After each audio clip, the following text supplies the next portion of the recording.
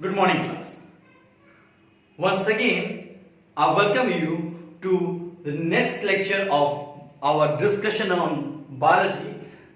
Yesterday, in last lecture, we talked about modes of nutrition. We talked about nutrients. We talked about complex food. Let us today talk about mode of nutrition in humans. And the topic we are going to cover today is human digestion or the human digestive system. Since I am calling it a system, this means today we are going to talk about a set of organs. In last class, you have studied about composition of system. Cell, they combine together to form tissues. Tissues combine to form organs, and organs combine to form organ systems. So today we will be talking about organ system, and for discussion of organ system we must be first familiar about the definitions, the names of the organs, the classification if there is of an organ, and then we'll go into depth of each organ.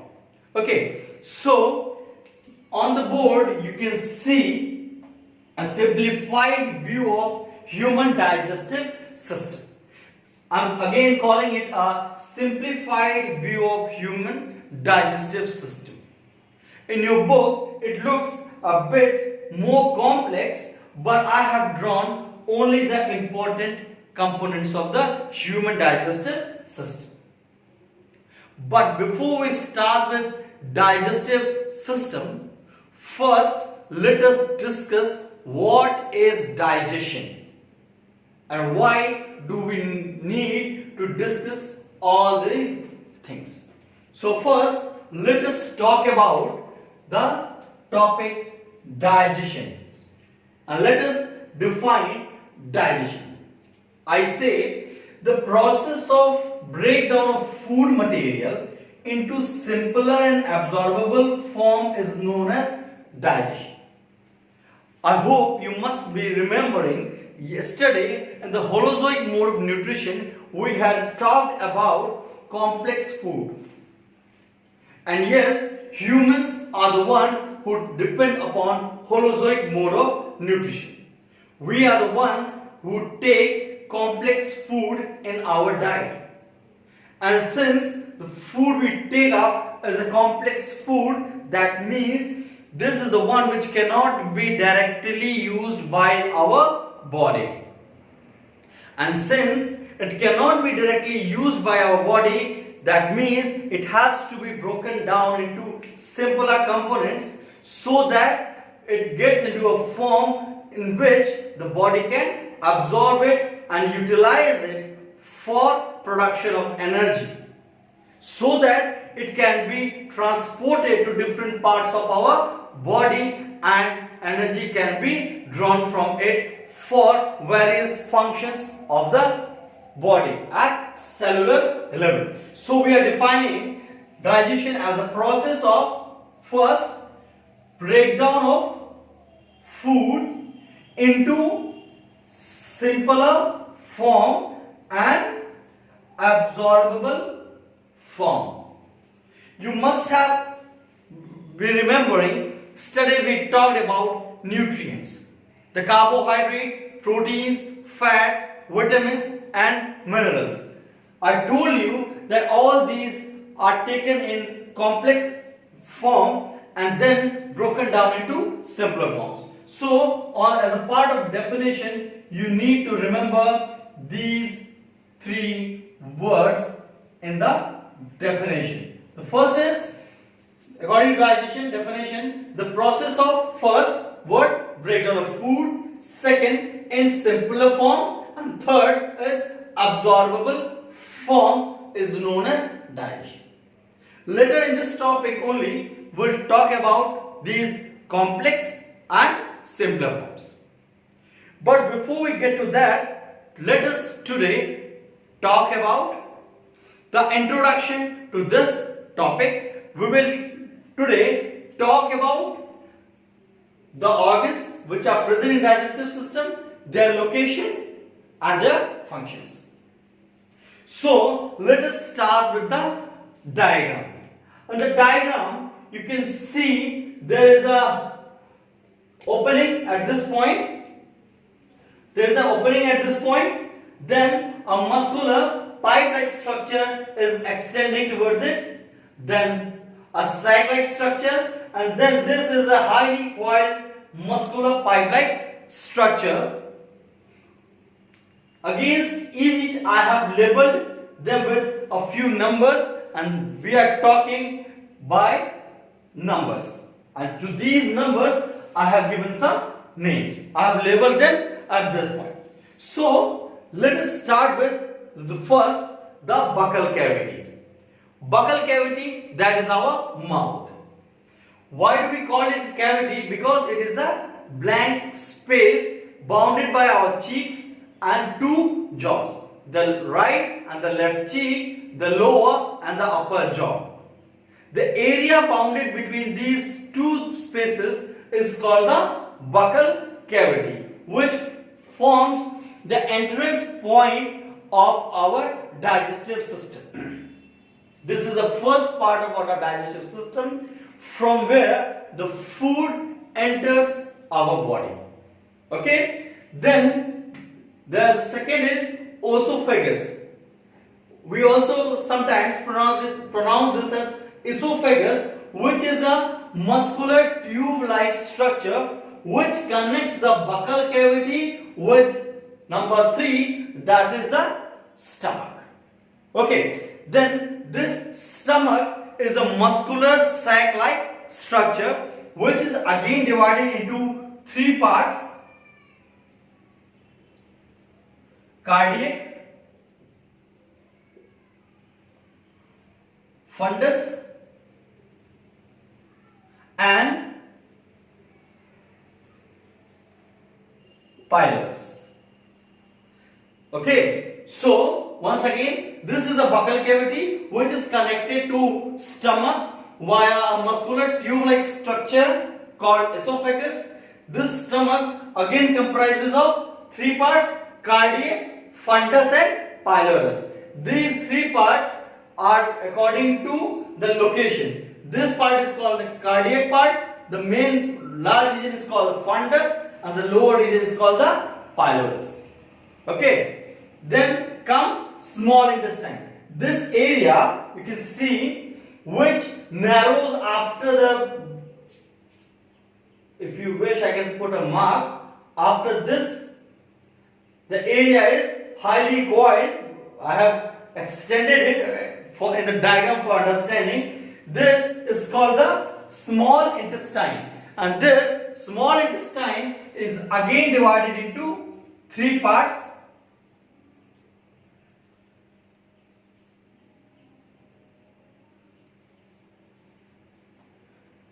duodenum, jejunum and ileum.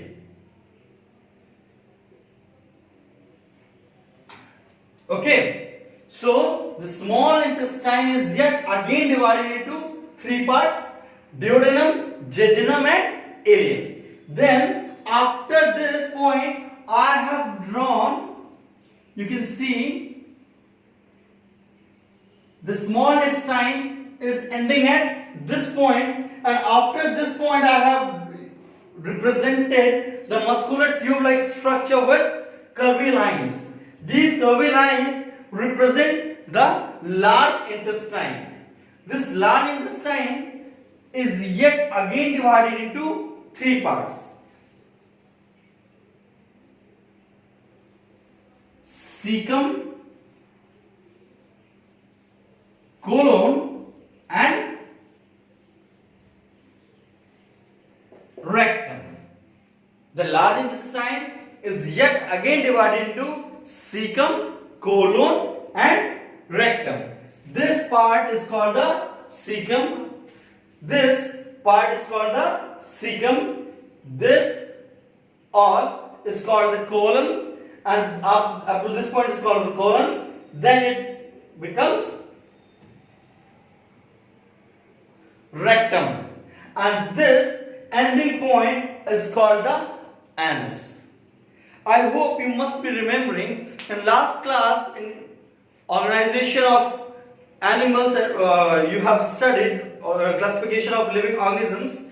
You must have studied that mammalia have two openings in their body.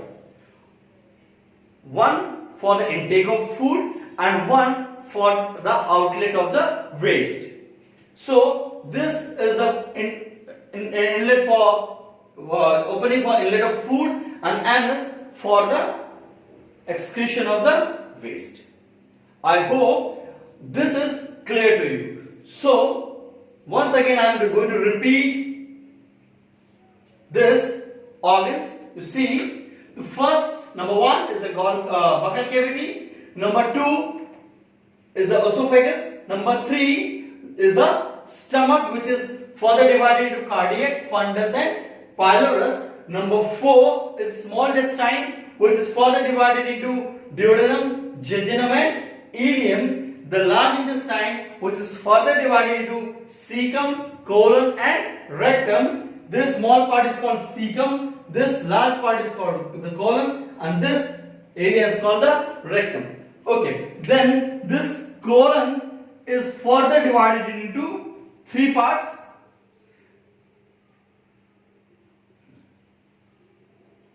Ascending colon, descending, this would be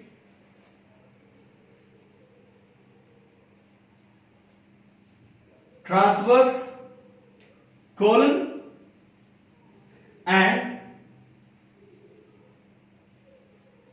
descending colon. By the name, it's already clear. This is ascending colon, transverse colon and descending colon. Ascending colon, as it is rising up, it's going up. So this part is known as ascending colon. This part is known as transverse colon, and this part is called the descending colon. After which there is presence of rectum.